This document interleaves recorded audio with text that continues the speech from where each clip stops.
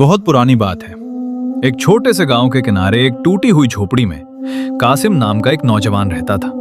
गरीबी इतनी थी कि कभी एक वक्त का खाना नसीब होता तो कभी पूरा दिन सिर्फ पानी पीकर गुजारना पड़ता।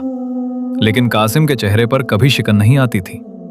वो जानता था कि अल्लाह ने हर जानदार के लिए रिज्क लिखा है, बस इंसान को उसे मेहनत से तलाशना पड़ता है। गांव के लोग अक्सर उसे ताना देते, कासिम, इतनी इबादत और मेहनत के बाद भी तेरे पास फटी हुई चादर के अलावा कुछ नहीं है। कासिम मुस्कुराकर जवाब देता, अल्लाह के पास देर है, अंधेर नहीं। वो मेरी मेहनत देख रहा है, बस सही वक्त का इंतजार है। उस रात कासिम ने तहज्जुद की नमाज में सिर्फ एक ही दुआ मांगी, मौला, मुझे किसी का मोहताज ना करना, बस मुझे हलाल रिस्क का जरिया दिखा दे। अगली सुबह कासिम ने अपनी पुरानी लाठी उठाई और काम की तलाश में शहर की ओर निकल पड़ा।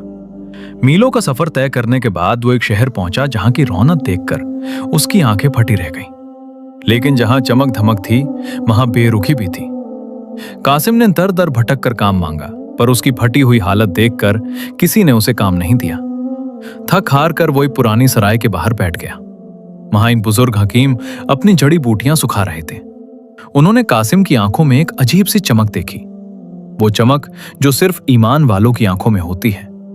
हकीम साहब ने पास बुलाकर पूछा, बेटा, इस शहर में सिर्फ पेट पालने आए हो या अपना मुकद्दर बदलने?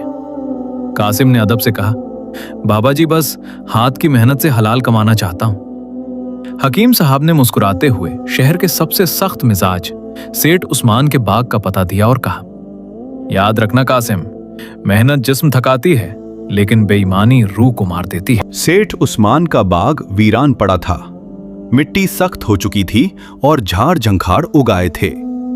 सेठ ने शर्त रखी, अगर तुमने 1 महीने में इस मिट्टी को उपजाऊ बना दिया तो तुम्हें सोने की 1 अशर्फी मिलेगी, वरना तुम्हें खाली हाथ जाना होगा। कड़कती धूप में कासिम ने कुदाल उठाई। दिन बीतते गए, कासिम के हाथों में छाले पड़ गए, पीठ दर्द से दोहरी हो गई, लेकिन उसकी जुबान पर सिर्फ सुभान अल्लाह और अल्हम्दुलिल्लाह था। एक दोपहर जब वह एक पुराने सूखे दरख्त की जड़ें खोद रहा था, उसकी कुदाल किसी धातु की चीज से टकराई। खट की आवाज आई।